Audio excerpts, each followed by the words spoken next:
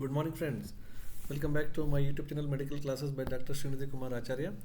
Don't forget to subscribe to my channel and also please give your valuable comments. You can also visit the playlist. In the playlist, I have provided almost all the topics in a very systematic order. You can also make use of it. Anyway, since so many classes, almost all 13 parts are over, we were discussing about approach to fever in children. So we are coming from the basics so that there should not be any confusion in future whenever a child comes to you with the fever. So therefore we are dealing with this subject in a very detailed way from the basic itself, and I am taking sufficient time also for the same.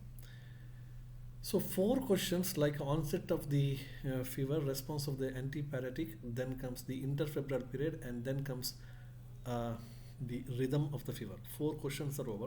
So next question that has to be asked is progression of the fever. Progression of the fever. Now this is very important. Do not act on the day 1 and 2. Acts on day 3. This is exactly what Ayurveda also say. Ayurveda further says that act on day 6 or day 7 in case of Navajvara. Okay, don't give any medications. Okay, just maintain the general condition, just maintain the nutrition, just watch.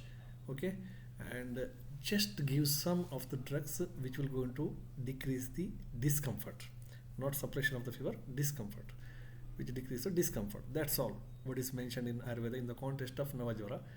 And the present practice also says the same thing. Okay, so you should not act on day 1 or day 2. If at all you want to act, it should be from day 3 onwards in case of fever. So sir, how to maintain for the first 1 or 2 day? You maintain the general condition, you go for tablet sponging.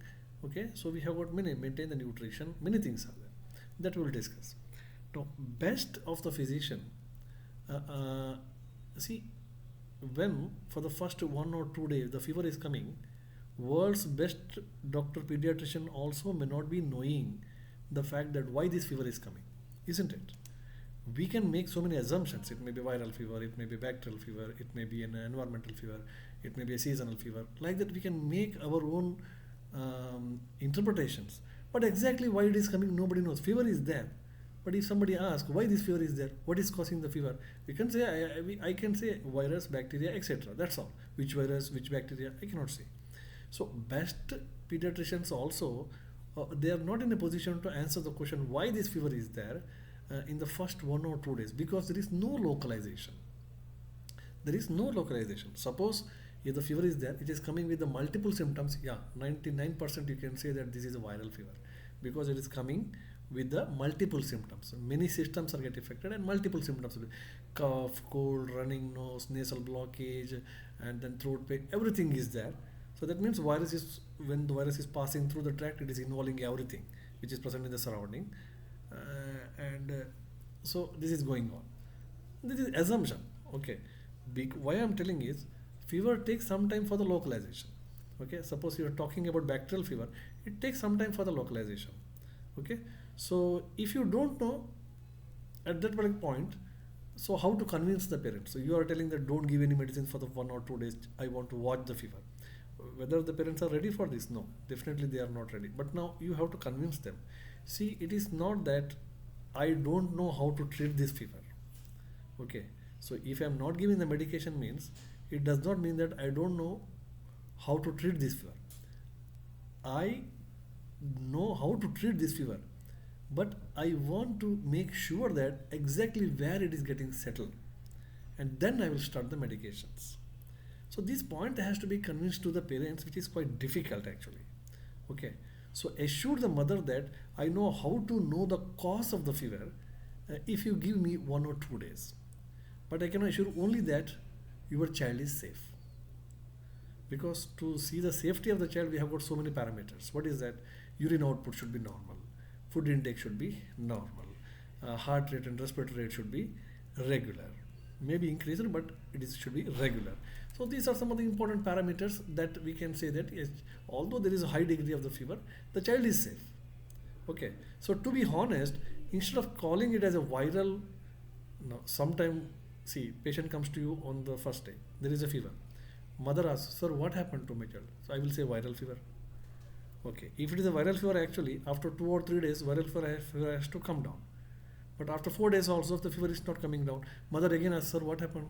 So I will say it is a bacterial fever, and I will go for an antibiotic probably. Take care. After 5 days also, the fever is after initiation of the antibiotics also, fever is not subsiding. Fever is continued up to 1 week. Then probably I will say, sir, again the mother asks, sir, what happened? Then I will say, I think it's a typhoid. We'll go for some investigations. Okay. Then investigations also come normal. Okay. Then the fever is continued. Then mother again, sir, what happened? You told that it is simple. So then I will say, probably it may be a tuberculosis. See, how many times I have changed my opinion in front of the parents. Okay, this should not happen. If this should not happen, you have to go by the approach what I told in the beginning. Tell her that give me 1 or 2 days to say what exactly is causing the fever.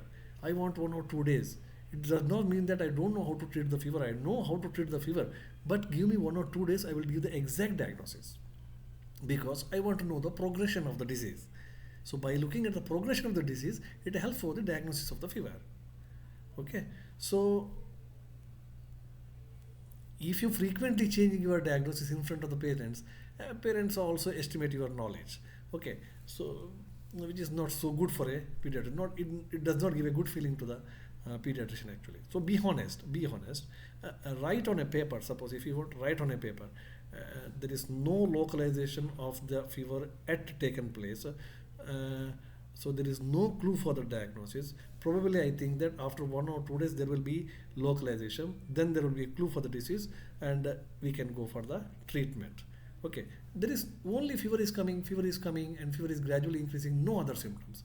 On the 5th day, the child start with the abdominal pain. Now it is sure that what is that? Fever is gradually increasing, and there is a localization taken place in the abdomen. So probably I have to think about by looking at the nature and other aspects of the fever, probably this is a typhoid fever.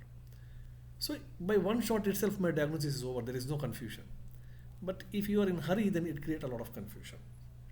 Okay. So and wait for the disease to evaluate. This is just simply see when there is clouds in the sky. When there is clouds in the sky, everybody will going to assume that definitely there may be fever. Okay, but nobody will open the umbrella when the clouds are there. Everybody will open the umbrella only the raining will be there. Okay, so here also it's a similar situation. A fever is coming, clouds are there. Okay, but where exactly it is get localized, we don't know. So only for the clouds will you open the umbrella? No. Umbrella will be opened only when there is a raining. Similarly, when the localization takes place, we will start with the medications. Okay, so next part of the same that we will continue in the next class. Thank you. So because this particular progression is not at over, I have just given the basics.